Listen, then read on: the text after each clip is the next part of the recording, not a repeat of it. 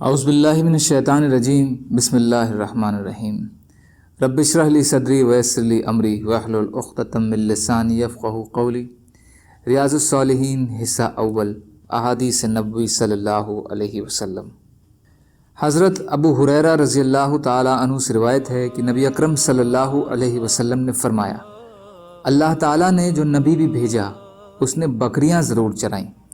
تو آپ صلی اللہ علیہ وسلم کے صحابہ رضی اللہ تعالیٰ عنہ نے پوچھا کہ آپ صلی اللہ علیہ وسلم نے بھی بکریاں چرائی ہیں؟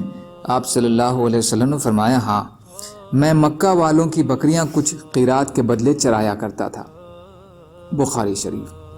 فائدہ: قرارید قیرات کی جمع ہے۔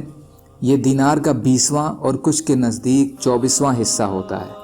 اس میں حکمت یہ معلوم ہوتی ہے کہ اس طرح انبیاء علیہ السلام کے لیے انسانوں کے ساتھ معاملہ کرنا اور ان کی طرف سے پہنچنے والی تکلیفوں کو برداشت کرنا آسان ہو جائے، کیونکہ ایک چرواہے کو بکریوں کی حفاظت کے لیے بڑے صبر و ضبط سے کام لینا پڑتا ہے۔ یہ مشقت پیغمبر کے کام آتی ہے۔ اس کے علاوہ اس میں حلال پیشے اختیار کرنے کی ترغیب ہے، چاہے لوگ اسے کمتر ہی سمجھیں۔ اسی لیے انبیاء علیہ السلام نے بھی الگ الگ پیشے اختیار کیے۔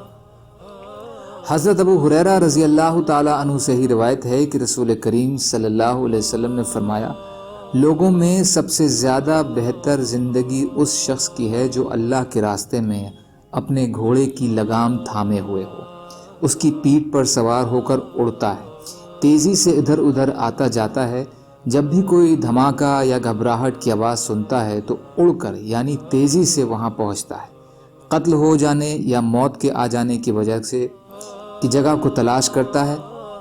یہ وہ شخص بہتر زندگی کا حامل ہے جو تھوڑی سی بکریوں کے ساتھ پہاڑ کی کسی چوٹی پر یا ان وادیوں یعنی گھاٹیوں میں سے کسی وادی میں رہتا ہو، وہاں نماز قائم کرتا، زکوٰۃ ادا کرتا اور اپنے رب کی عبادت کرتا ہے، یہاں تک کہ اسے موت آ جاتی ہے، وہ لوگوں میں بہتر حالت میں ہی ہے۔ مسلم شریف۔ یتیرو کے معنی ہے جلدی کرنا، اور متنو یہ لڑائی کی آواز یعنی دھماکہ، فائرنگ وغیرہ۔ وضاء کا مطلب بھی اس جیسا ہی ہے۔ فائدہ: اس میں دو قسم کے لوگوں کو سب سے بہتر بتلایا گیا ہے، ایک وہ جو جہاد کی تیاری میں مشغول اور اس کے لیے ہر وقت تیار رہتے ہیں، دوسرے وہ ہیں جو اپنے دین کی حفاظت اور اس پر عمل کرنے کے لیے شہری آبادیوں کو چھوڑ کر پہاڑوں اور جنگلوں میں جا بستے ہیں اور تھوڑی سی بکریوں کے لیے سے اپنا گزارا کر لیتے ہیں۔ سبحان اللہ و بحمدہ، سبحانک اللہم و بحمدک، اشہد ان لا الہ الا انت، استغفرک و اتوب الیک۔ سبحان ربک رب العزۃ عما یصفون وسلام علی المرسلین والحمد للہ رب العالمین برحمتک یا ارحم الراحمین۔ لا الہ الا اللہ محمد رسول اللہ۔